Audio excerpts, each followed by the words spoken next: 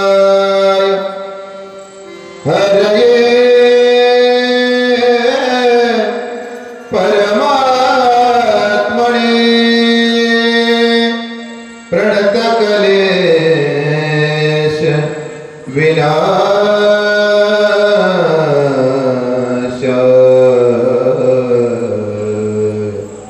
गोविंदाय नमो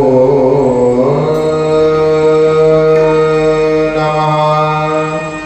अलंकापुरी पुण्य भूमि पवित्र तिथे नागतो ज्ञानराजा सुपात्र तयाठविता महापुण्यराशी नमस्कार माझा श्री गुरु ज्ञानेश्वरासी गुरुदेव ऐसी हृदया जग का अंधेरा दूर हो सद्धर्म सूरज के प्रभ से दम्ब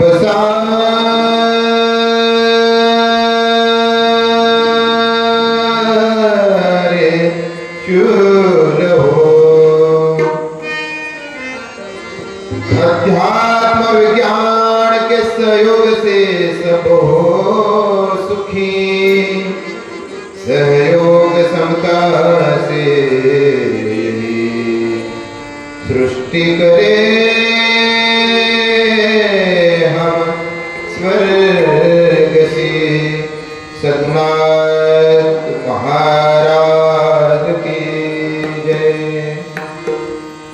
जय जय राम कृष्ण हरे राम कृष्ण हरे जय जय राम कृष्ण हरे जय जय राम कृष्ण हरे जय जय राम कृष्ण हरे राम कृष्ण हरे जय राम कृष्ण हरे जय राम कृष्ण हरे जय राम कृष्ण हरे जय राम कृष्ण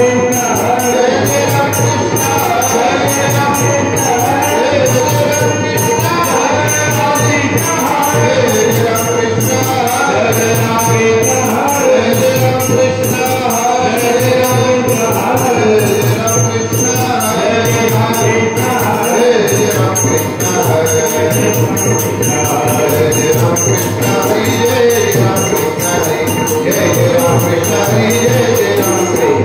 जय राम कृष्ण हरे जय राम कृष्ण हरे जय राम कृष्ण हरे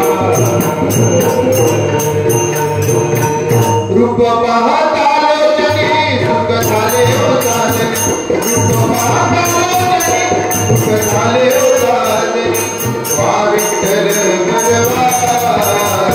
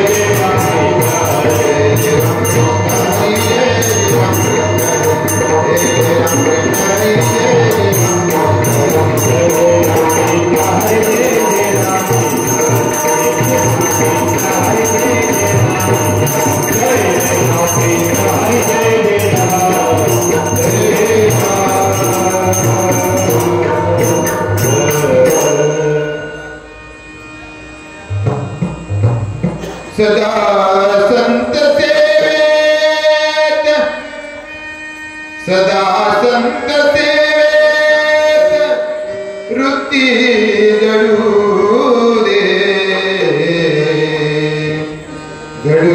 प्रभू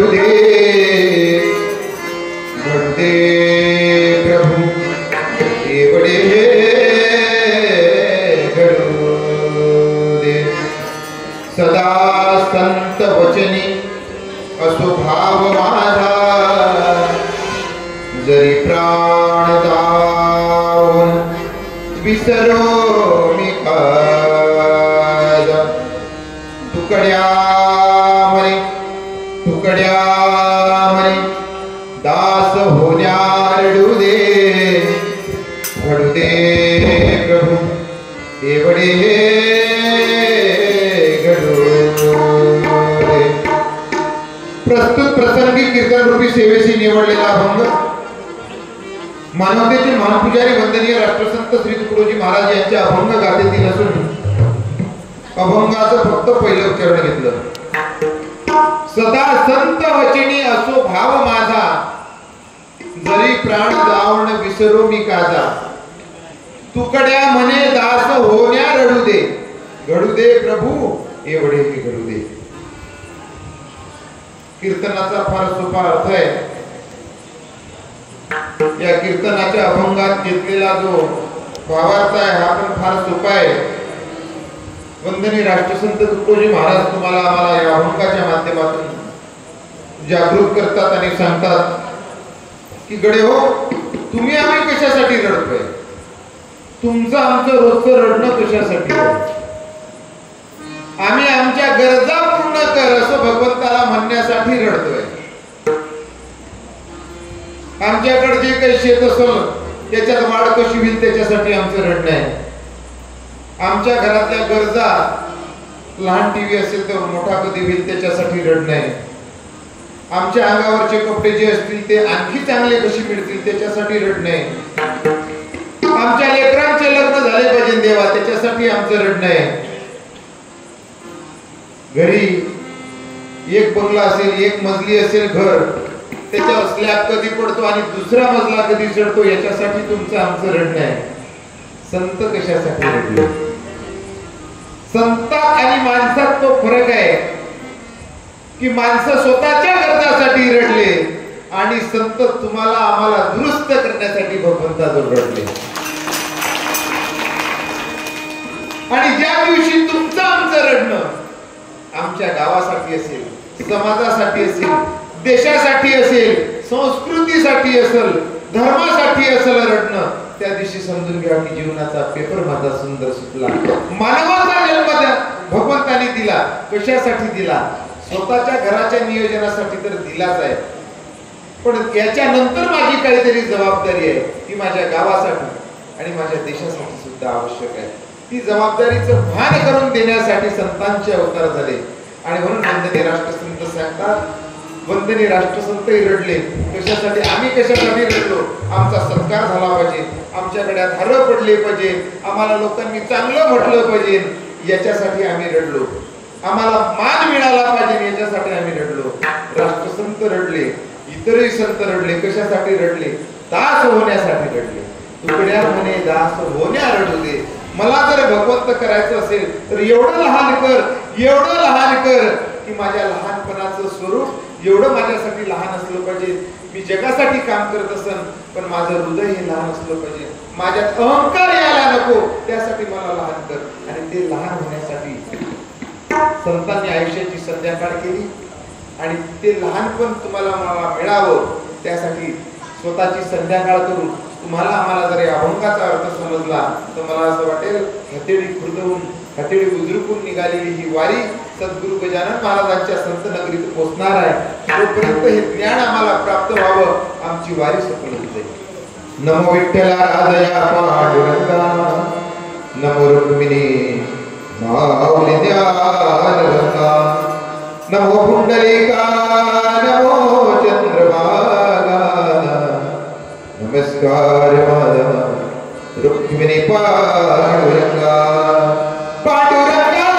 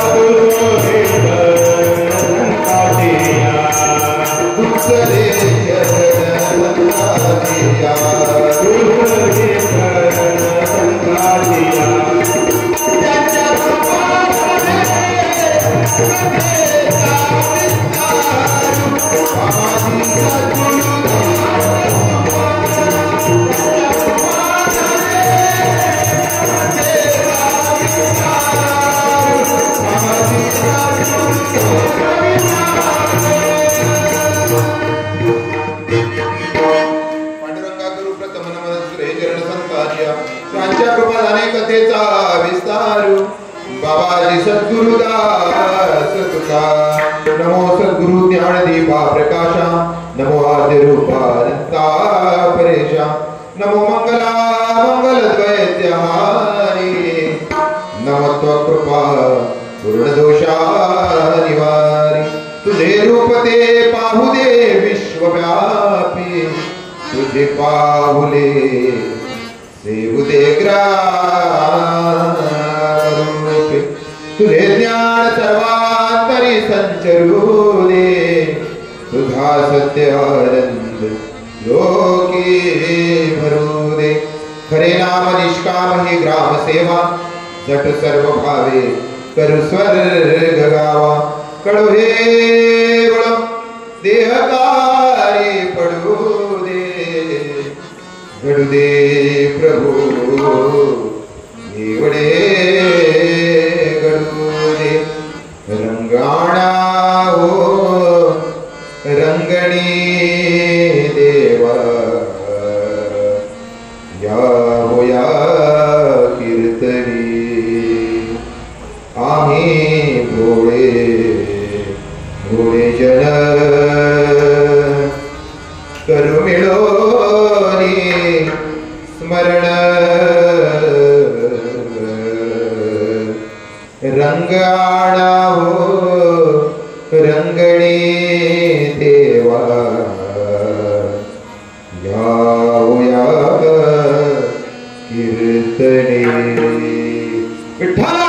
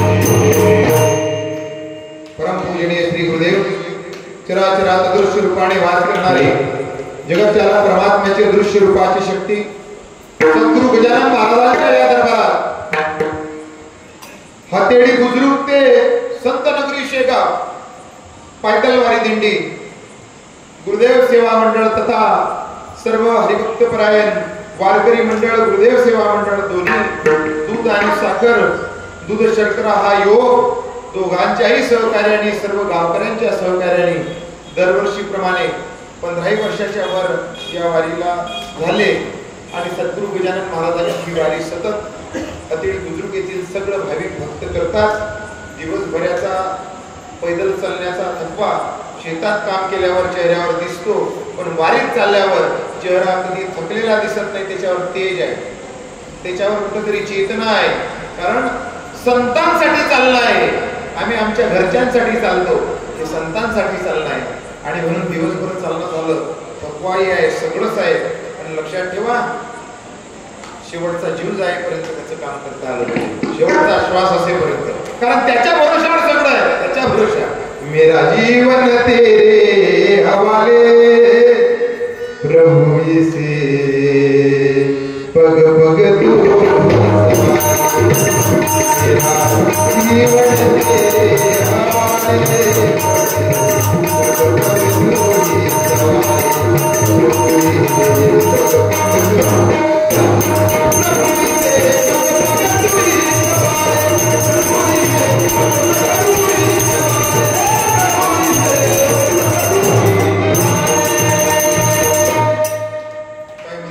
महाराज, आम्ही दिवसभर चाललो, फार त्रास होऊन राहिला. समजा त्रास होत असेल तर वारीत काहीतरी आज चुकीचं काम केलं. महाराज, खरं की खोटं? समजा एवढं वारीत चालल्यावर कीर्तनात बसण्याची इच्छा होत असेल, समजून घ्या सद्गुरु गजानन महाराजांना पावन झाली आज दिवसभराची वारी. लक्षात ठेवा. आणि म्हणून सज्जन, भक्ती पूजा हे जे काही आम्हाला संस्कृती लागून दिलेली आहे, भगवंताच्या दरबारात बसण्यासाठी, कीर्तनात बसण्यासाठी, देवपूजा करण्यासाठी, महाराज म्हणतात अनंत जन्माची पुण्य पाहिजे. त्याच्याशिवाय हे प्राप्त होत नाही. जर आज प्राप्त होत असतं तर तुमची माझी लाखो जन्माची पुण्य आहे. लाखो जन्म करे पुण्य जाके तब पावे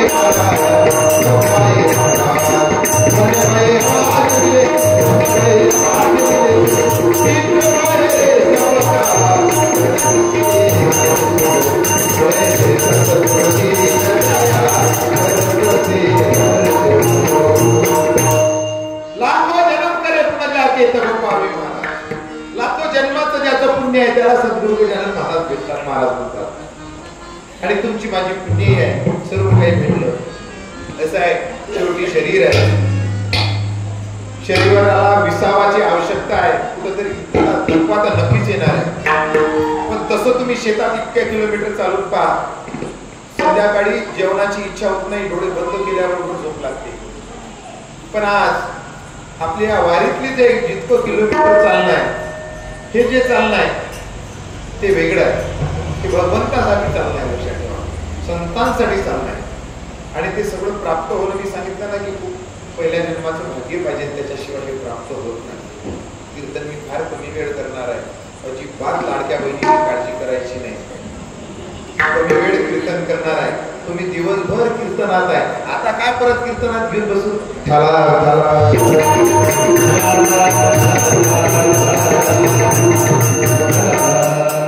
दिवसभर कीर्तनात आहे तुम्ही, दिवसभर नाही. गुलाबजामुन आवडत असतील पण त्याचं खाण्याचं प्रमाण आहे. कोणी 2 गुलाबजामुन खात असेल, कोणी 4 खात असेल. नाही महाराज खूपच आवडतात आम्हाला, मग काही टोपलं भरून आणून ठेवता का? संतांच्या कार्याची रुची आहे महाराज आम्हाला, संतांचं कार्य करणं आम्हाला आवडतं, बरोबर आहे. पण शेवटी त्याला सुद्धा कुठेतरी लिमिट आहे, कुठेतरी वेळ आहे.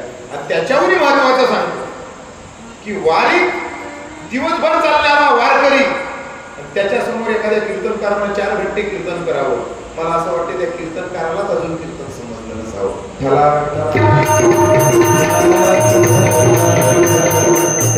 एका ठिकाणी कीर्तन सुरू होतं, कीर्तन सुरू असताना कीर्तनकार कीर्तन करायला लागले. लोक म्हणे मस्त महाराज आणला गड्या, कोण आणला काय माहिती, खूपच सुंदर कीर्तन करून राहिला. कीर्तन करता करता काही वेळाने लोकांनी डोळे झाकले. महाराजांना वाटलं कीर्तन अजूनच आवडलं वाटते. महाराज अजून जोशात येऊन कीर्तन करायला लागले. थोड्या वेळाने लोकांनी डोळे बंद केले होते, त्यांना खाली अंग टाकले. महाराजांना वाटलं आता अजूनच कीर्तन आवडलं वाटते. महाराज अजून जोशात आले, कीर्तन करायला लागले. तेवढ्यात एक जण महाराजला म्हणे बस करा आता, चक्रावून पब्लिक खाली पडून राहिली तरी कीर्तन बंद नाही करून राहिले. कीर्तनकाराला तर हे तारतम्य नसेल की कुठे किती वेळ कीर्तन करावं, तर कीर्तनकारालाच कीर्तन कुठेतरी चांगल्या ठिकाणी जाऊन ऐकण्याची गरज आहे. आणि म्हणून सज्जनो, आज वारीचं कीर्तन आहे. वारीचं कीर्तन अगदी कमी वेळाचं असतं, कारण कमी वेळात परंपरा अशी आहे की ज्या ठिकाणी पालखी मुक्कामी त्या ठिकाणी कीर्तनाने त्या देवाचा समारोप करायचा असतो. कारण आपण शेगावच्या वारीला तर आहोत, नक्कीच आहोत. शेगावच्या सोबत शेवटी विदर्भातली पंढरी आहे, विदर्भाच्या पंढरीत चालले आहे तुम्ही. आषाढीला कदाचित एखादी वारी आपली यावर्षी झाली नसेल, की आषाढीचीच वारी समजून आपण पंढरपूरला संत नगर शेगावला पूर्ण आहे. कारण वंदनीय राष्ट्रसंत पंढरपूरची महती सांगतात. पंढरपूर वंदनीय राष्ट्रसंत सांगतात की ही पंढरपूरची माझी जी वारी, किंवा पांडुरंग परमात्मा जो पंढरीत जाऊन बसला, तो कशासाठी जाऊन बसला आणि पंढरीतलं महात्म जे आहे ते महत्व वंदनीय राष्ट्रसंत तुकोजी महाराज आपल्या अभंगाच्या माध्यमातून समाजासमोर आणून पंढरपुराला जात असताना नेमकं पंढरपुरात काय करावं किंवा वारीला जात असताना काय करावं. वंदनीय महाराज सांगतात, ऐसा नोहे मार्ग माझ्या पंढरीचा, तेथे या धर्माचा लेश नाही. आणि पंढरपुरात गेल्यावर काय, तर तुकड्या दास म्हणे नामसंकीर्तन चाले रात्रंदिना पंढरीची. म्हणजे पंढरपूरची जी वारी आहे, त्या पंढरपूरच्या वारीत जर आपण गेलो तर रात्रभर आपल्याला ऐकू येत असेल तर काय ऐकू येते, विठ्ठल माधा माधा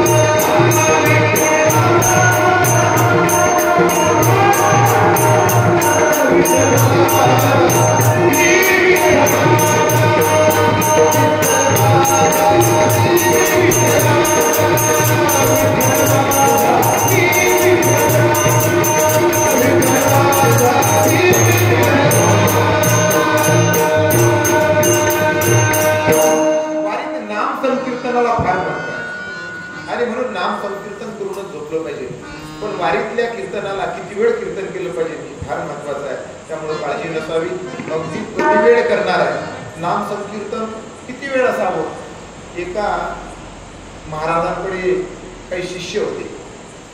ते शिष्य महाराजांनी सांगितलं गावाचा भिक्षा घेऊन या. मराठी समजते ना? आमची भाषा तुमची भाषा, आपली भाषा घाटावरची, आम्ही घाटाच्या खालचे, त्यामुळे भाषेत बदल पडू शकतो. गजानन महाराज नाही का, या ठिकाणी सर्वच आमची गुरुदेव सेवा मंडळाची वारकरी संप्रदायाची सगळी मंडळी आहे. त्या दिवशी शेगावला येणं झालं आमच्या दादांचं, सुरटकर दादा, गजानन महाराज, आमची सगळी मंडळी, विष्णुभाऊ जाधव दादा, ही सगळी मंडळी जेव्हा शेगावला आली, आमचे गजानन दादा या बुलढाणा जिल्ह्याचे अखिल भारतीय श्री गुरुदेव सेवा मंडळ श्री क्षेत्र गुरुकुंज आश्रमाच्या माध्यमातून अधिकृत नियुक्त केलेले आहेत. या जिल्ह्याचे ते जिल्हा भजन प्रमुख आहे, जिल्हा उपसेवा अधिकारी म्हणून त्यांच्याकडे दायित्व आहे. आमच्या सर्व महिला भगिनी या ठिकाणी उपस्थित आहे. गावातील सर्व सज्जन मंडळी आपल्या हजेरीमधली आणि आयोजक ज्या ठिकाणी हा कार्यक्रम आहे, सद्गुरू गजानन महाराजांच्या या सर्व गजानन महाराज भक्त मंडळ, गजानन महाराज सगळी विश्वस्त मंडळ आणि त्यांच्या वतीनं आज या पालखीचा मुक्काम आणि या कीर्तनाचं आयोजन आहे. सज्जनो, भक्ती करण्यासाठी त्याची कृपा झाल्याशिवाय भक्ती करता येत नाही. विषय होता आपला की एका साधूकडे शेले होते, त्यांचे शिष्य होते आणि ते शिष्य म्हणजे हरिनाम किती वेळाचं असावं या विषयावर बोलतो. महाराजांनी सांगितलं, कडे हो गावात जा, भिक्षा घेऊन या. गेले महाराजांचे 5 शिष्य, शहरात गेले, भिक्षा मागितली.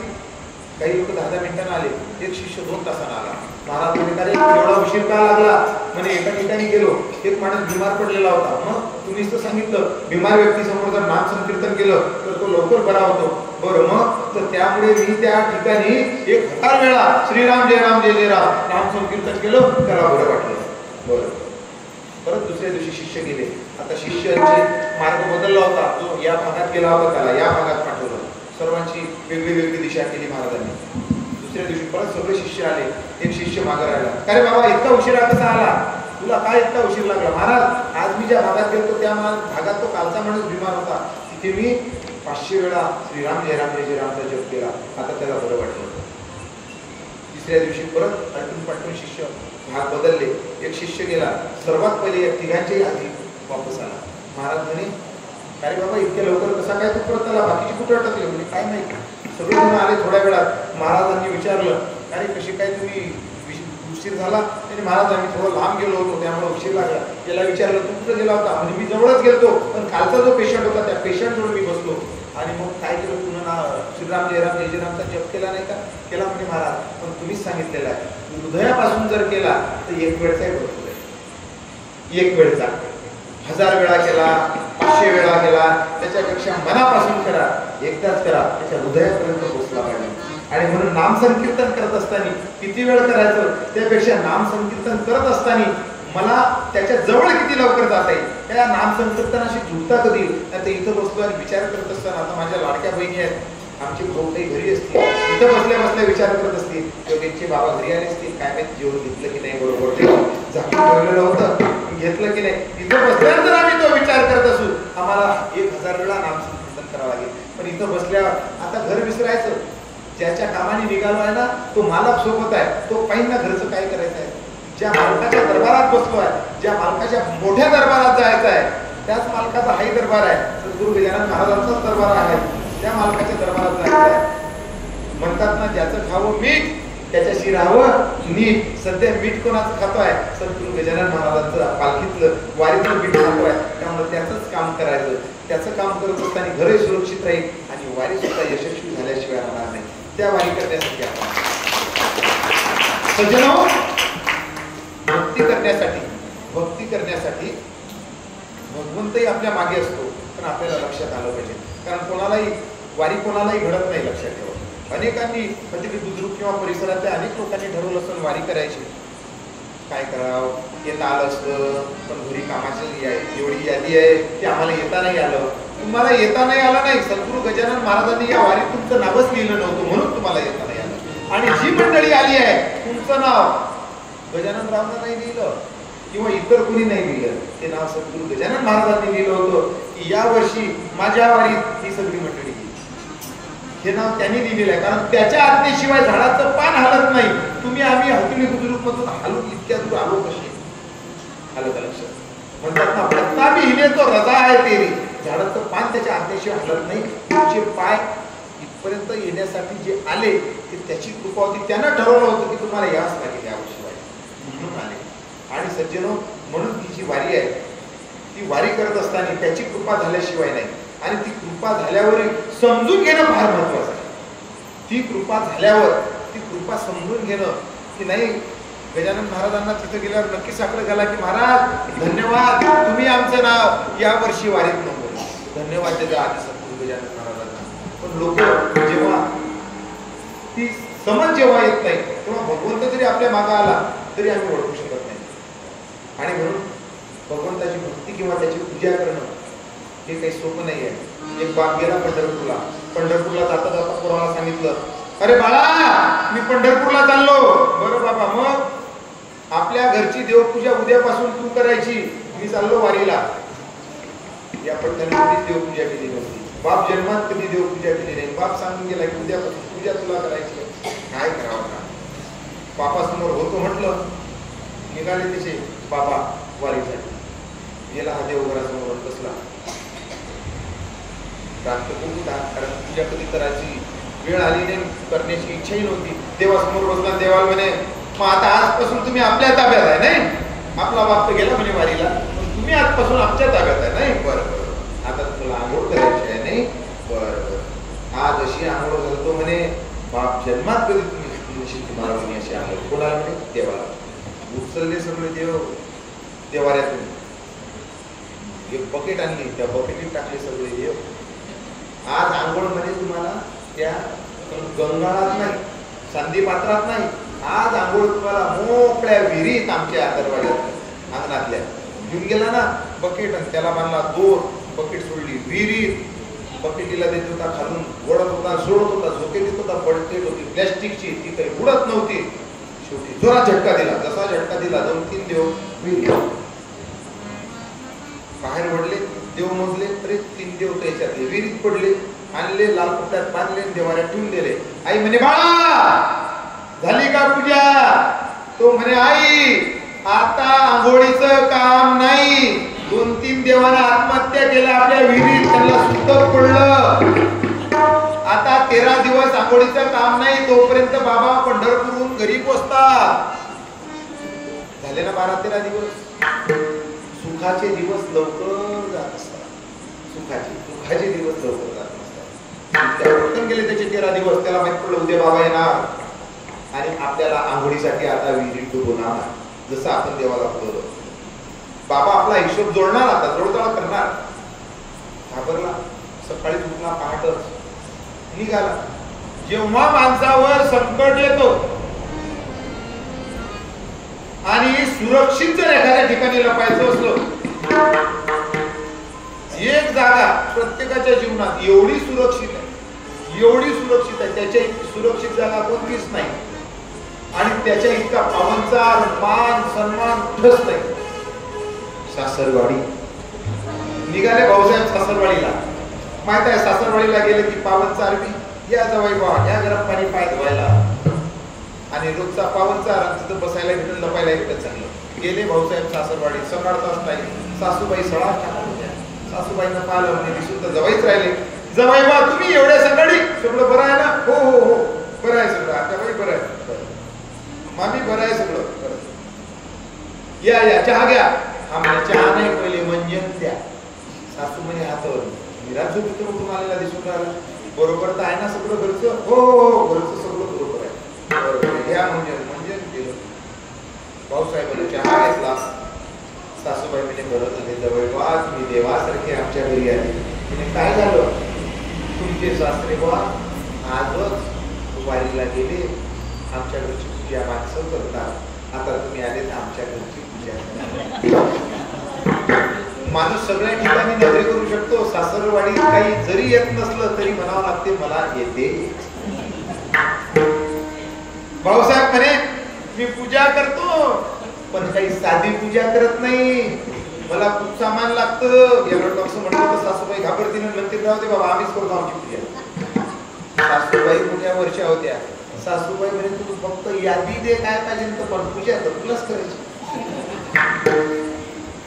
सांगितलं नाही ना गोपीचंदन अर्धा किलो, गुटखा अर्धा किलो, अष्टगंध अर्धा किलो, कुंकू अर्धा किलो, अगरबत्तीचे पुडे 1 डझन. सासूबाईने सगळं साहित्य आणून दिलं. घे म्हणे बाबू तुला जे पाहिजे ते घे. पूजा आता सुरू करतो. आता पूजा कधी केली नव्हती. घेतलं गोपीचंदन फळा एवढा मोठा जग असला की नाही. याच्यात चंदनाचा घमघमाट आणि ते अगरबत्तीचे पुढे कधी एक अगरबत्ती लावली नव्हती. दिले 12च्या 12 पुढे लावले. त्याचा रोज धूर त्या कविलो मधून बाहेर म्हातारीच्या गावात सुगंध. गावातले लोक जमा झाले. एवढा चांगला सुगंध येऊन राहिला. लोक आले शोधत शोधत शोधत कुठं म्हातारीच्या घराजवळ. अरे बापरे हिच्याच घरातून सुगंध आहे म्हणजे इथं काहीतरी सुरू आहे. म्हातारीला आवाज दिला ऐका यशोदाबाई. यशोदाबाई बाहेर आली. म्हणे ओरडू नको. म्हणे हे काय सुरू आहे. म्हणे तू ते नको विचारू. माझे जवळ आलेले आहे. विधिवत पूजा करून राहिले. तुला करायची आहे का माझ्या घरची होती. गावात वार्ता पसरली. पूर्ण गाव आधार कार्ड घेऊन एका लाईनीत पुढे लावले. पहिले आधार कार्ड दाखवा मग हा पूजा करून जसा बाहेर आला कंबर वाकून राहिला होता. वाकता येणं फार एवढी उशिरा राशन दुकानची तर नाही. आपल्या सासूबाईनं कंट्रोल तर नाही घेतलं. सासूबाई ही राम कशाची आहे. म्हणे जावई बापू तुमची पूजा आमच्या गावाला एवढी आवडली.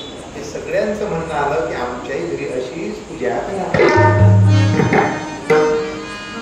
हा म्हणे घरी जातो तर बाबा सोडत नाही. इथं थांबतो तर हे गावातले लोक सोडत नाही. काय करू आता.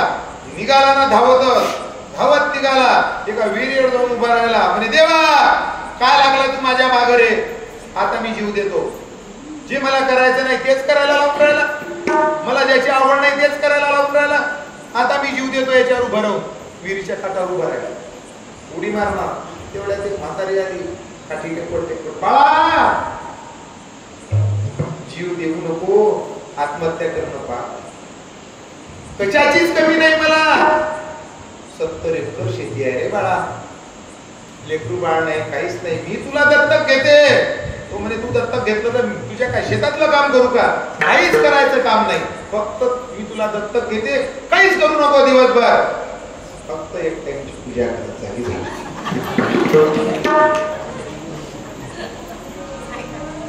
सज्जनो तो जेव्हा मागा लागते की नाही.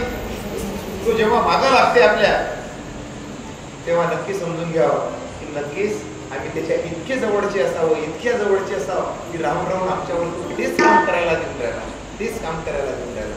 कारण मागे तोच आहे पुढे तोच आहे. मागे उभा मंगेश पुढे उभा मंगेश. मागे उभा मंगेश पुढे उभा मंगेश. माझ्या पुढे देव माझा पाहतो मागे उभा मंगेश पुढे उभा मंगेश. मागे उभा मंगेश पुढे उभा मंगेश. आणि म्हणून आपल्या जेव्हा मागे पुढे तो आहे तेव्हा बघितला. आणि म्हणून आज काळाची गरज आहे सज्जनो. वारी घडली पाहिजे. वारी कोणालाही घडत नाही. आपण वारीत आलो तेव्हा नाव मगाच सांगितलं अनंत जन्माची पुण्य आहे तुमची. त्यामुळे 84 लक्ष योनी फिरून आलो आपण. 84 लक्ष योनी फिरून आलो तेव्हा हा नरजन्म घेतला. आणि हा जन्म गेल्यानंतर पुढे पुढे काय. पुढे हा जन्म नाही. गोविंद गोविंद भज रे मना आता आदर देह नाही. महाराज आम्ही वारीत गेलो तरी हो तरी. मग तुम्हाला असं महाराज कीर्तनकार करण्याला महाराज कीर्तनकार करण्यालाही पुढचा जन्म नाही. मग महाराज एवढा सुंदर पेपर सोडून फायदा काय. सुंदर पेपर सोडल्यावर नुकसान कसं होणार आहे. नक्कीच फायदा होणार. सज्जनो हा नरजन्मच त्याच्यासाठी प्राप्त झाला की पुढचे 84 लक्ष एवढी जे फिरत यावं लागणार आहे त्याचं नियोजन करण्यासाठी मानवाचा जन्म. कारण या जन्मात जर पेपर सुंदर सोडला गेला त्याच्या चिंतनात वेळ जर गेला त्याच्या चिंतनात नाही तर अनेक लोक वारीत चालले पण चिंतनात नाही, लक्ष कुणीकडे. मंदिरात जरी चाललो आपण, त्याच्या भक्तीसाठी मंदिरात जरी चाललो, दर्शन करत असताना तो वाकून ते कोणी चप्पल तर नाही घेऊन जाणार. वंदनीय राष्ट्रसंत सांगतात, एका भक्ती घरी पडते मन बाई, पडते मन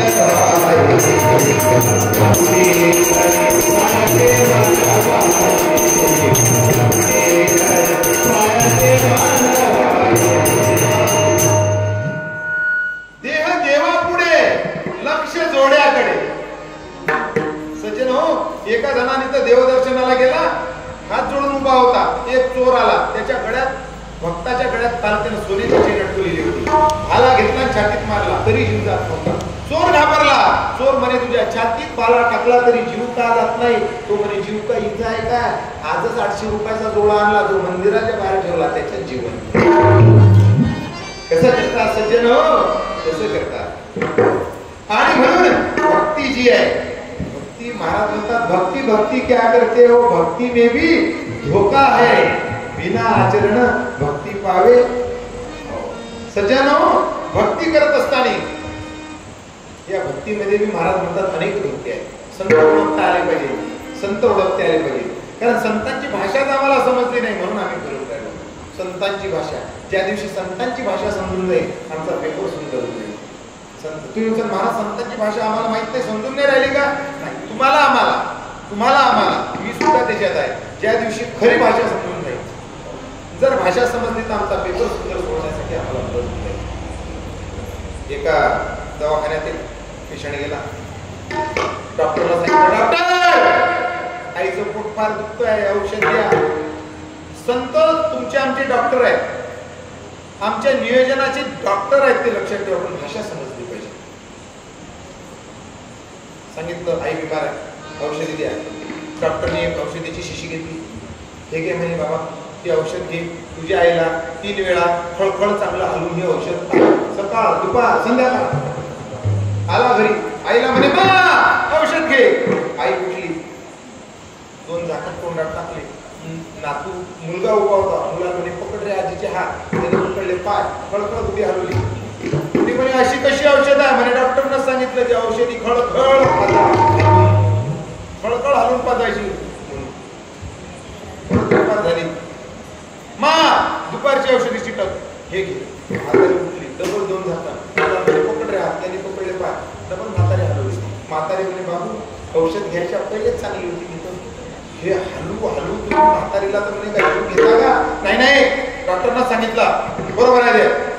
परत संध्याकाळ झाली, आई 3री टक घे.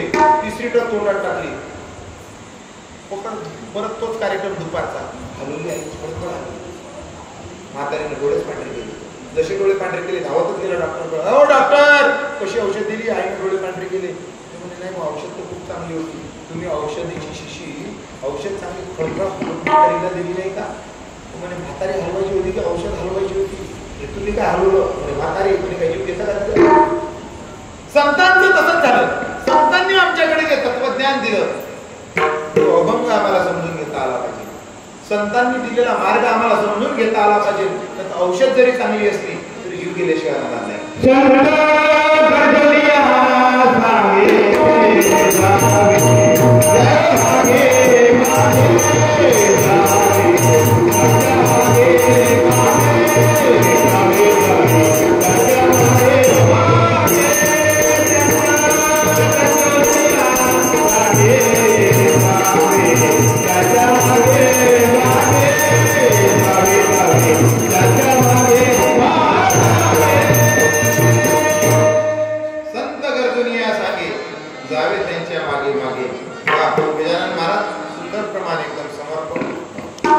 संतांची भाषा समजली पाहिजे.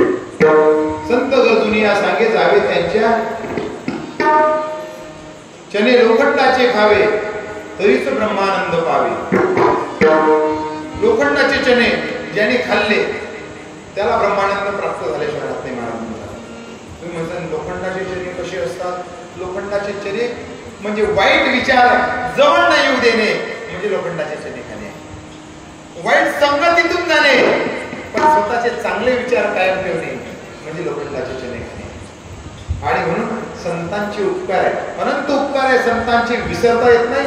तुम्हाला वेळोवेळी जागृत केलं, अभंग गाथा दिली, ज्ञानेश्वरी दिली, ग्रामगीता दिली समाजासमोर. वंदनी महाराजांनी 41 अध्याय लिहिले ग्रामगीतेत. तुम्हाला आम्हाला ग्रामगीता दिली. पहिल्याच अध्यायात तुमच्या आमच्यातला भ्रम दूर केला. आम्ही भांडून राहिलो कशासाठी? संतांसाठी, भगवंतांसाठी. टीके कशा लावायचे त्याच्यासाठी. जय हरी, कुणी जय हरी, कुणी जय गजानन, कुणी रामराम, कुणी काय वाटलं ते वाटून घेतले. देव वाटून घेतले, आरत्या वाटून घेतल्या, श्लोक वाटून घेतले आम्ही. पण महाराज सांगतात वाटून कशाला घेतात? तो वाटलेलाच नाही, वाटला तुम्ही द्या. महाराजांनी 41 अध्यायातला पहिला अध्याय लिहिला देवदर्शन. पहिल्याच ओवीत तुमचा आमचा भ्रम दूर केला. ओम नमो विश्वजालका जगदवंद्या ब्रह्मांड नायका एकची असोनी अनेका भाससी विश्वरूप. तू एकच आहे देवा, तुझी वाटणी आम्ही केली, तुला अलग अलग आम्ही केलं, तो एकच आहे. हर देश में तू, हर भेष में तू, तेरे नाम अनेक तू.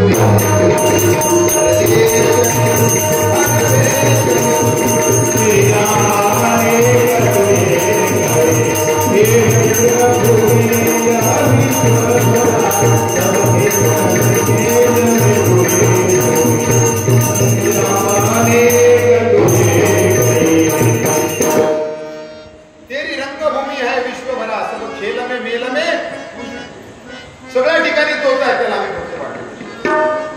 आणि म्हणून सज्जनो, संतांचे जे अवतार झाले, संतांनी आम्हाला जे सगळं तत्वज्ञान दिलं हे विसरता येत नाही. जर संतांचे अवतार झाले नसते तर आज आम्हाला बसण्याचं ज्ञान सुद्धा प्राप्त झालं नसतं. अनंत उपकार आहेत संतांचे, अनंत. काय सांगू आता संतांचे उपकार, काय सांगू आता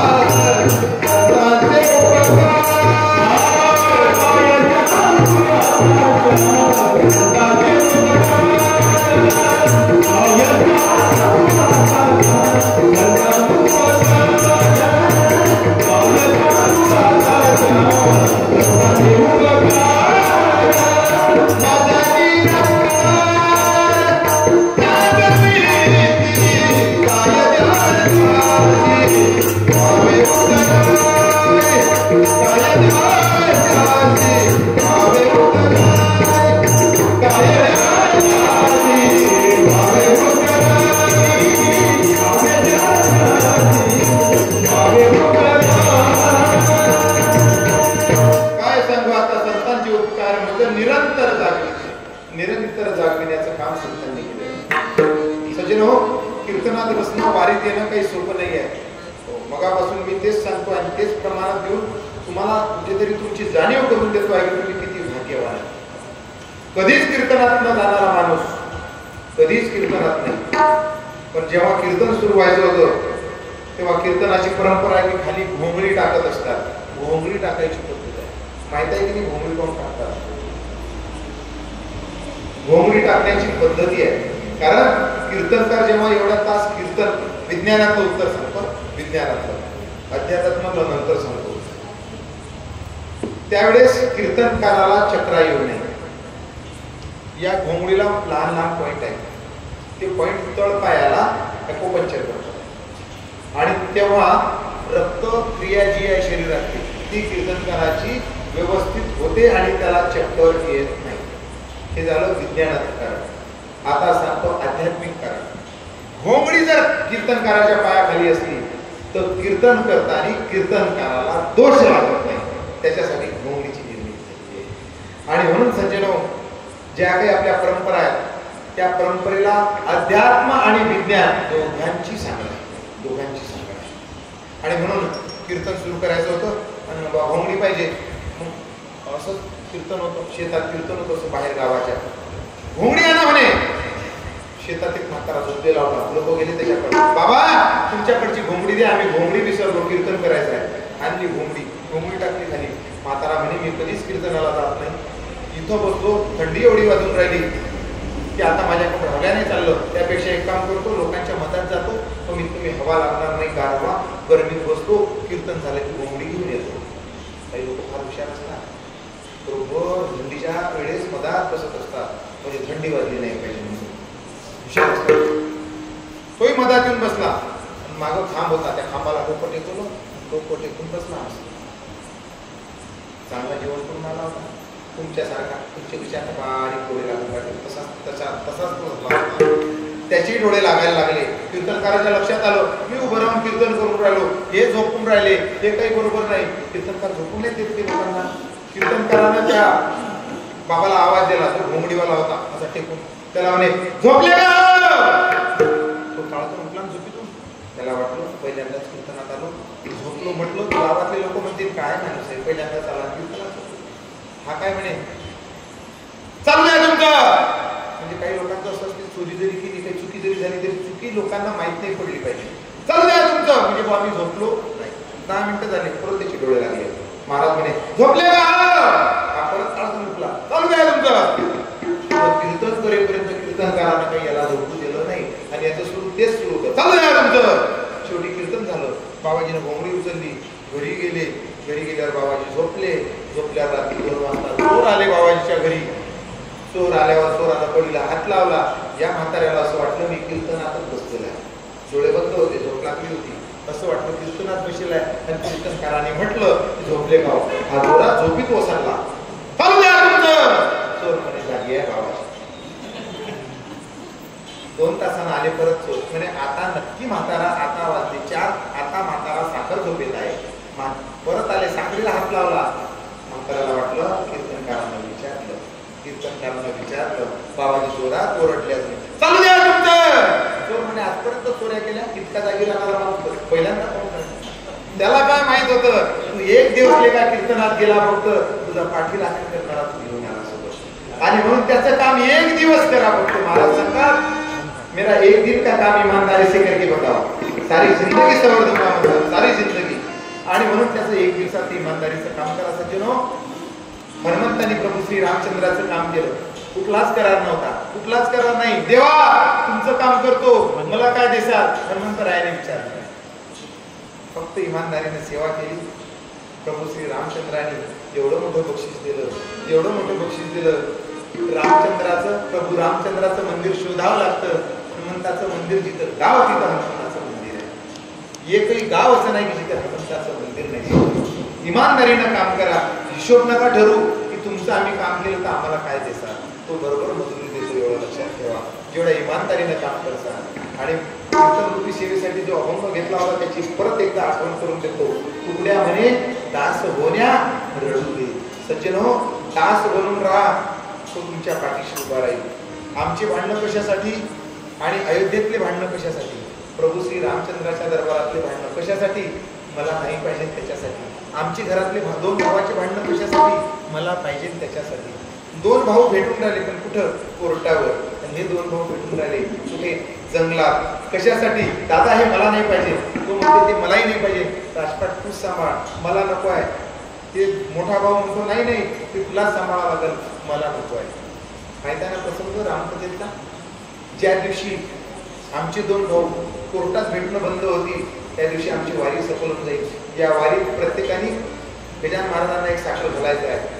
सद्गुरू गजानन महाराजांना, महाराज आमच्या घरातले वाद असतील ना ते संपून टाक, आमच्या गावातले वाद संपून टाक, आमचं गाव गोकुळ करून टाक, आमच्या गावात मेळा भरू दे. आणि हे वाद जर आम्हाला बंद करता आले तेव्हा जीवन इतकं सुंदर होईल. हा सर्वात जास्त ताण कशामुळे? आमच्या घरातल्या विचारांमध्ये सर्वात जास्त ताण, आणि तो ताण आम्हाला बंद करायचा आहे. 2 भाऊ लढले. प्रभू रामचंद्र चालले होते, भरतजी धावत आले, भैया वापस चलो. नहीं रे भरत, अब नहीं वापस आऊंगा, भैया मैं आपको लेने आया हूँ, मैं ऐसे जाने नहीं दूंगा. भरत तुझे तो मालूम है पिताश्री को वचन दे दिया, अब मैं यहाँ से वापस नहीं जाऊंगा. मैं नहीं जानता भैया आपका वचन, आपको चलना होगा मेरे साथ. कोण म्हणे? लहान भाऊ. कशासाठी? तुमचं तुम्ही परत घ्या म्हणायसाठी. रामजीने सांगितलं तुझे तो मालूम है रघुकुल की रीत कैसी है.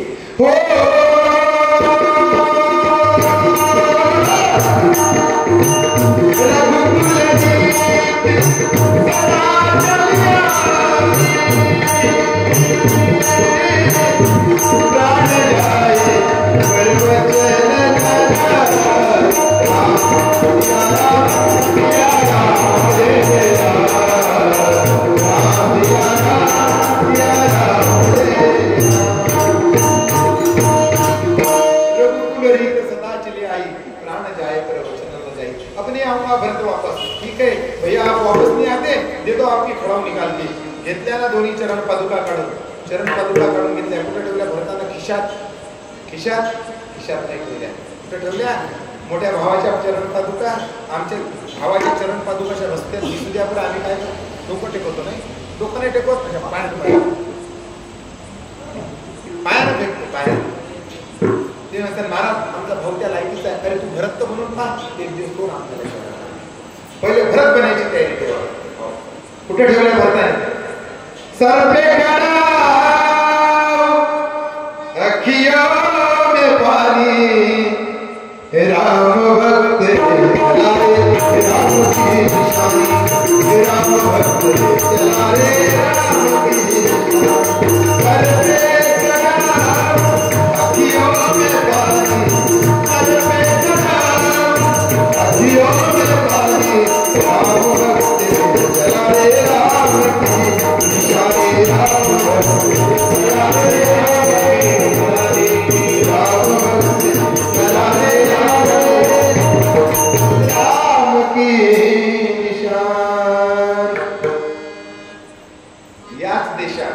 जगात चार भाऊ कसे वागले प्रत्येकाला माहित आहे. आणि म्हणून ती सुधारणा व्हावी त्यासाठी संतांचे अवतार झाले. वंदनीय राष्ट्रसंतांचा अवतार झाला, जगाला एकत्र केलं, भेदभाव करण्यापासून सर्वांना दूर केलं आणि सांगितलं नका करू बरं भेदभाव, एक दिवस सोडून जायचा आहे. ये माती की काया बंदे माती मिळेल, मातीत मिळणार आहे सगळं, काहीच सोबत जाणार नाहीये, सगळं इथं राहणार आहे. जर सगळं इथं राहणार असतं तर कशाला हा जन्म झाला असता. वंदनीय राष्ट्रसंत तुकोजी महाराज म्हणतात सगळं काही जे काही आहे ते इथंच राहणार आहे, फक्त तुम्ही जडणार आहे. आणि इथं राहत असताना महत्वाचा विषय त्याच्यात असावा की माणसाचा जन्म होता, एवढा मोठा नरजन्म भेटला, गड्या एखादी वारी घडली की नाही कधी आयुष्यात, त्या यादीत आपलं नाव असतं. भगवंताचं भजन एखाद्या वेळेस घडलं की नाही त्या यादीत आपलं नाव असतं भजन एकदा. आणि म्हणून आमचं जर खरंच मागणं असेल भगवंताला, आमचं रडणं जर असेल तर आमचं रडणं ते असलं पाहिजे. तुकड्या म्हणे दास होण्या रडू दे. संत कबीरदास सांगतात की खरंच जर मग रडण्यासाठी जर जन्म आहे, चांगलं रडण्यासाठी, संतांचं काम करण्यासाठी जर रडणं असेल तर त्याची सुरुवात कधी करावी? संत कबीरदास त्याची तारीख काढतात. संत कबीरदास त्याची तारीख काढतात कुठून? पंचांगातून. कोणती तारीख आहे? कल करे सो आज कर, आज करे सो समय निकल जाएगा, फिर करोगे कबूल. वेळ निघून गेल्यावर काय होत आहे? आणि म्हणून जोपर्यंत कोण आहे तोपर्यंत संतांचं नाव घ्या, जोपर्यंत पाय शाबीत आहे तोपर्यंत त्याची वारी करा, तोपर्यंत गावातल्या कार्यक्रमात आणि चालत या, जोपर्यंत डोळे चांगले आहेत तोपर्यंत चांगल्या मंदिरात चांगल्या तीर्थावर जाऊन दर्शन करा, जोपर्यंत कान शाबीत आहे तोपर्यंत त्याचं नाव ऐकण्यापासून वंचित राहू नका. एक दिवस कान जाणार आहे वय झाल्यानंतर. आणि म्हणून त्याला सगळं जे काही दिलं, नाकाच्या जागी नाक, कानाच्या जागी कान, डोळ्याच्या जागी डोळे, दोन हात दोन पाय, सुंदर रचना करून दिली भगवंतानी. आणि ती कशासाठी? घरचं नियोजन तर करायचंच आहे, प्रत्येकावर तुमच्यावर माझ्यावर घराची जबाबदारी आहे, पण त्याच्या व्यतिरिक्त उरलेला वेळ त्याच्या कामात द्यायचा, त्याच्या कामात. कारण भाड्याचं घर खाली करायचं आहे, हे भाड्याचं घर खाली करायचं आहे. जिंदगी एक किराए का घर है, एक ना एक दिन बदलना पड़ेगा, मौत जब तुझको आवाज देगी, घर से बाहर निकलना पड़ेगा, घर से बाहर निकलना पड़ेगा,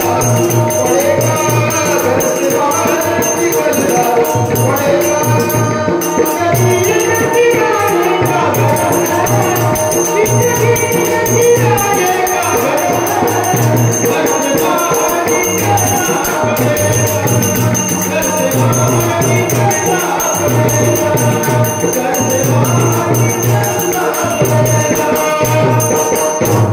भाड्याचं घर आहे, प्रत्येकाला खाली करून जायचं आहे. भाड्याच्या घरात कसं राहावं लागते? भाड्याच्या घरात. समजा आपलं एखादी रूम आहे, एका खोलीत भाडेकरी ठेवला तर मोठा खेळ घ्यायचा आणि रोज पोपडे पडायचे आपल्या घराचे दरवाजाचे, मोठे मोठे छिद्र पडायचे. आपण काय म्हणू? खूप चांगली भाडेकरी आहे, तुम्हीच राहा आमच्या घरात, पूर्ण काय भाड्याच्या घरात असं राहावं लागते. मालकाचं लक्ष ज्या दिवशी तो रूम मध्ये येईल त्याला वाटलं पाहिजे काय रे घर ठेवलं आमचं सुंदर, कधी रंग मारला आम्हाला सांगितलं नाही, एवढं सुंदर केलं घर, कसा भाडेकरी जर भेटला तर घर खाली करायचं काम नाही, किंवा घर जरी लवकर खाली करायचं काम पडलं तरी घर एवढं सुंदर करून सोडायचं की मालक घरात आल्यानंतर त्या खोलीत आल्यानंतर पाहून रडला पाहिजे की कोणाला घर दिलं यार मी, काय सुंदर करून गेला, आणखी राहिला असता तर बरं झालं असतं. कारण ज्या दिवशी आम्ही जन्माला आलो त्या दिवशी जग हसलं, आम्ही रडलो. संत कबीरदास सांगतात या घरातून एक दिवस जायचा आहे. ज्या दिवशी आम्ही आलो, कसे आलो, जग हसत होतं, आम्ही रडत होतो. कबीरा जब हम पैदा हुए जग हसे हम रोए. लोकांना एवढा आनंद झाला आमच्या नातेवाईकाला आणि आम्ही रडत होतो. पण ते सांगतात ज्या दिवशी जाशील त्या दिवशी उलट करून जा, उलट ऐसी करणी कर चलो हम हसे जग रोए. चदरिया झीली रे झीली, चदरिया झीली रे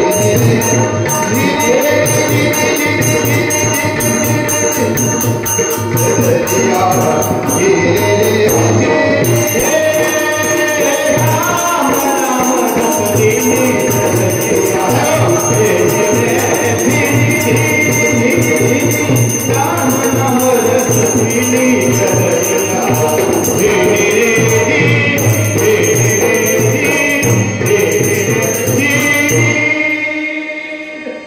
त्याचं नाव घेत चादर झिजली पाहिजे, हे शरीर त्याचं नाव घेत झिजलं पाहिजे.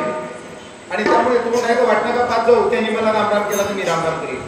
महिला मंडळी हो, तिनं मला जर जे हरी म्हटलं तर मी जे हरी म्हणेन. वाट नाही पाहायची, कोणीतरी समोर येत आहे तर आपल्याला निमित्त भेटत आहे त्याचं नाव घ्यायचं लक्षात. आणि जो पहिले नाव घेतो, दोन माणसं जर समोरासमोर आले लोक वाट पाहतात अशी खरी माणसं, त्यानं राम राम केला तुम्ही कधी, मग तो म्हणतो राम राम. मग त्यानं जर एक वेळ केला तर हा माणूस किती वेळा करतो राम राम राम राम. फायदा कोणाचा झाला, त्यांनी एकदा केला त्याचा, कारण त्याच्या हिश्श्यावर 3 वेळा ऐकू आलं, एकदा त्याचं दोनदा याचं. म्हणजे जो पहिले करतो त्याचा फायदा आहे, त्याच्या कानावर राम नाम जास्त आहे. आणि म्हणून एकदा फक्त दगडावर राम लिहिल्या गेलं तर दगड तरला, त्याचं नाव अनेक वेळा या दगडावर जर दिवसभरात कोरल्या गेलं तर का करणार नाही, हा दगड लक्षात ठेवा. आणि म्हणून हा दगड करायचा असेल तर खूप साधं सोपं सूत्र तुम्हाला आम्हाला दिलेलं आहे, ते दिवसभरातून घेत चला. हरी नाम घे भुकाचे जप मानवा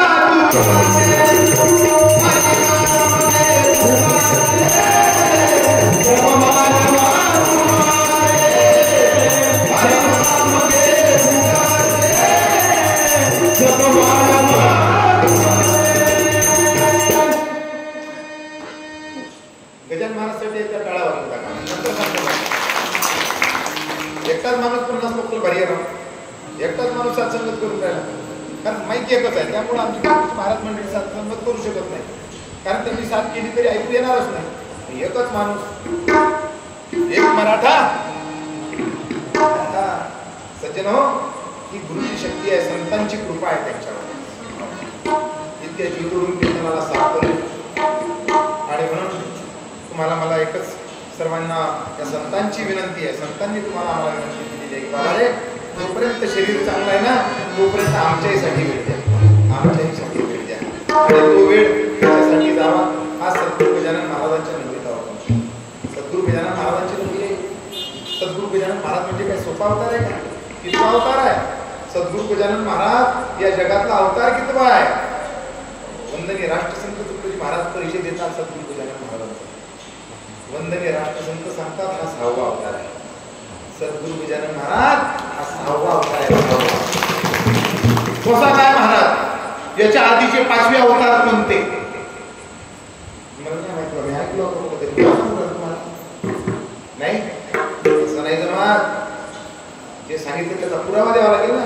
महाराज वंदनीय महाराजांनी एका भजनामध्ये पुरावा दिला. सद्गुरू गजानन महाराजांचं भजन लिहिले महाराजांनी. 13 भजन हिंदी, 12 भजन मराठी. आणि त्या भजनात परिचय दिला सद्गुरू गजानन महाराजांचे अवतार क्रम कसा आहे. हो मना भासे गजानन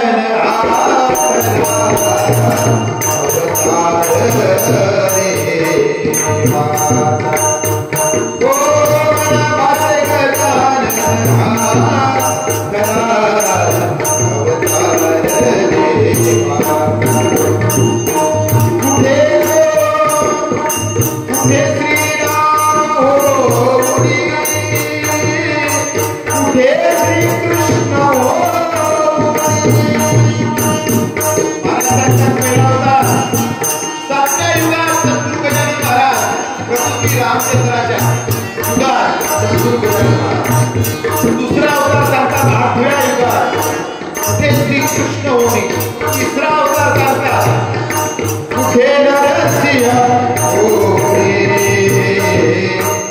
प्रगट तो नाथ प्रेमाचा हो मना भासे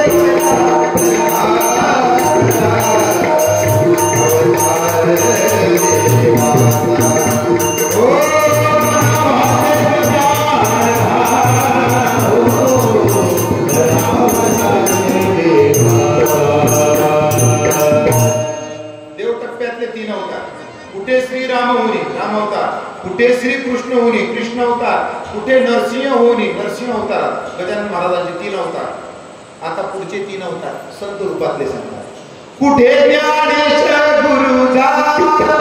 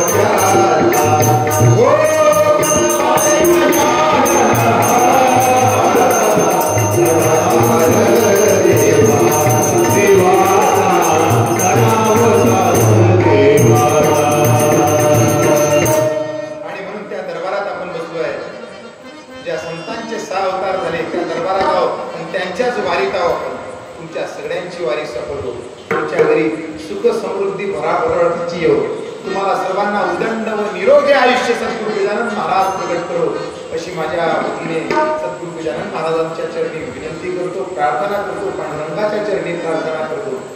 ही वारी पंढरपूरची आहे. मी मगाच सांगितलं कारण विदर्भाची पंढरी आहे सद्गुरू गजानन महाराजांची. वंदनीय राष्ट्रसंत आषाढी वारीत पंढरपूरला जात होते आणि त्यावेळेस वंदनीय महाराज पंढरपूरला जाताना त्या पंढरपूरच्या पांडुरंगाला साकडं घालत होते आणि सांगत होते, इतर लोकांना जागृत करत होते. आपणही चालत असताना जागृत केलं पाहिजे. चला हो पंढरीला, चला हो पंढरीला, जीवाच्या जीव लगा,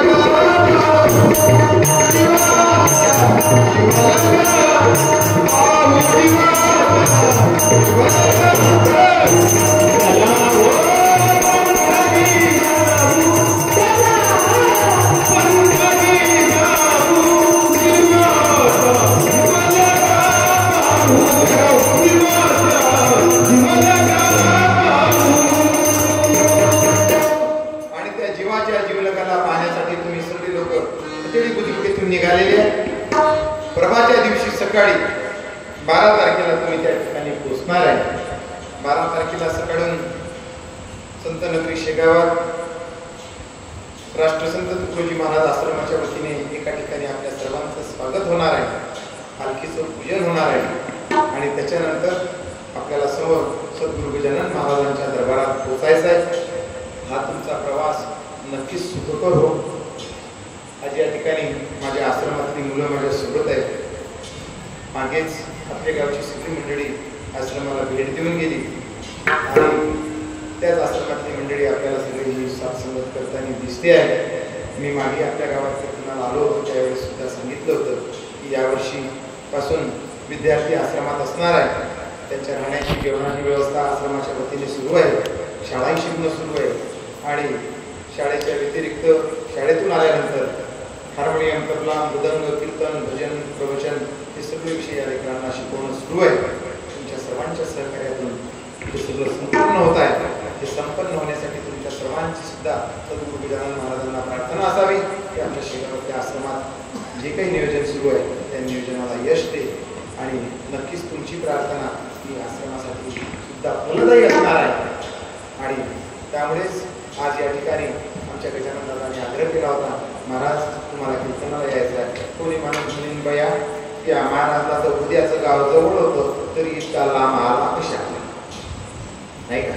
उद्याचा जो मुक्काम आहे तो अन्नकुटीला आहे शेगावपासून 7-8 किलोमीटर, तरी इतक्या दूर महाराज 30 किलोमीटरवर आला कशाला.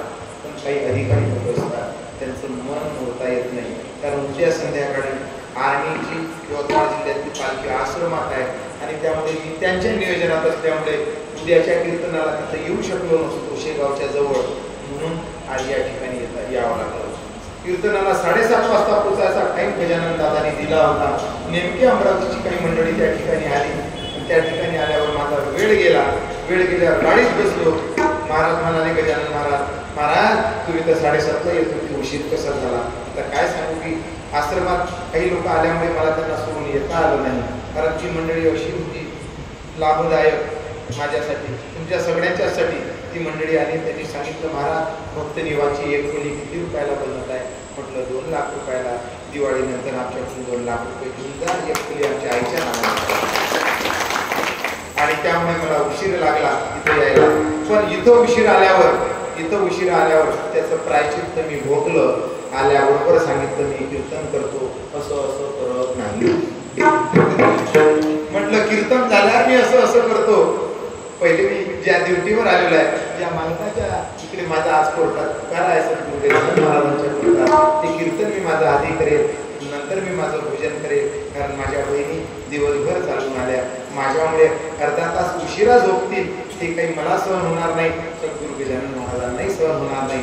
त्यामुळे जेवण मी उशिरा करेल. पण आधी सत्संग, आधी कीर्तन, आधी भजन, नामस्मरण आणि नंतर या सुंदर वातावरणात आपण निद्रा करावी. नींद हो सुख की हमें आरोग्य जीवन प्राप्त हो. सुंदर आरोग्य तुम्हाला प्राप्त व्हावं अशी विनंती करतो. झालेली सेवा सद्गुरू गजानन महाराजांच्या चरणी अर्पण करतो. जे चांगलं असेल ते सोबत न्यावं. नाही महाराज नाही पटलं, तुमच्या भावाचं परत करा, कारण भावाचं परत करता येतं, महाराजांचं परत करता येत नाही. कालच रक्षाबंधन झाली आणि त्यामुळे भावाचं कधी भावाला परत करता येतं ते परत करावं. सुंदर आपला प्रवास करावा, घर सुंदर करावं. 4 पैसे कमी कमवले गेले तर चालतील. लेकरांना रोज संध्याकाळी आवाज देऊन ताटाला ताट लावून त्यांच्यासोबत जेवण करावं. तोच खरा कुंभमेळा आहे. तीच आपली वारी सफल झाल्याचं प्रायश्चित्त असावं. कॉलेजला जाणारी माझी ताई असेल, कॉलेजला जाणारा माझा दादा असेल, त्यासाठी आई वडिलांनी वेळ काढावा. लहानपणी लहान असताना आपल्या लेकरांना जेवढा वेळ आपण देत होतो तो वेळ जसे जसे मोठे होत गेले तसा वेळ कमी दिला गेला आणि त्यामुळे लेकरांचा आपल्यापासून जो अधिकार होता तो कमी झाला. आणि मग त्यांनी त्यांचे अधिकार मोठे झाल्यावर आम्हाला दाखवले की आम्हाला काहीच करता आलं नाही. त्यांच्या जोडीदाराची निवड त्यांनी केली, आम्ही घरी बसून राहिलो, कारण आमचा संपर्क त्यांच्याशी कमी झाला होता. आणि म्हणून आम्ही त्यांचा संपर्क पहिल्यासारखा कायम करावा. घरातला बाप घरातल्या योजना आणण्यासाठी एवढी धावपळ करतो आहे की लेकाची त्याची अनेक वर्षापर्यंत भेट सुद्धा होत नाही, झाली तरी भेट बरोबर होत नाही. आणि त्यामुळे आम्ही कशासाठी फक्त शेजारच्या घरी जे आहे ते आमच्या घरी प्राप्त झालं पाहिजे त्याच्यासाठी आम्ही आटापिटा करतो आहे. त्यांच्याकडे 10 एकर शेती असेल, आमच्याकडे कदाचित शेतीच नसेल, त्यामुळे आम्ही त्याची बरोबरी करू शकत नाही. आमच्या जे हिश्श्यावर आलेला आहे त्याला गोड करून खावं. 10 एकर वाल्याकडे जर 10 एकर शेती असेल, माझ्या शेजाऱ्याकडे शेती नाही आहे, माझ्याकडून त्याला मदत झाली पाहिजे. ती खरी सद्गुरू गजानन महाराजांची बावन्नी आहे. तोच खरा अध्याय वाचल्याचं तुम्हाला प्राप्ती आहे, ती खरी वारी आहे. प्रत्येकाला समजून घ्यावं आणि माझं गाव खात्री बुजुर्ग गाव माझं सुंदर करावं अशी प्रार्थना करतो. याच ठिकाणी थांबतो. ज्ञानेश्वर ज्ञानेश्वर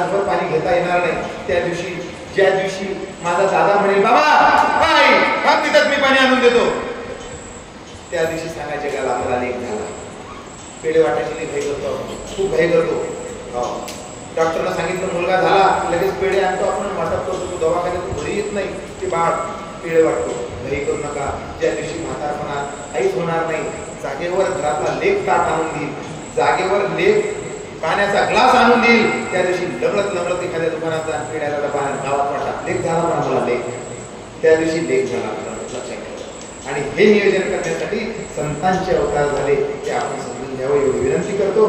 झालेली सेवा या ठिकाणी थांबतो. धन्यवाद. जय गुरु.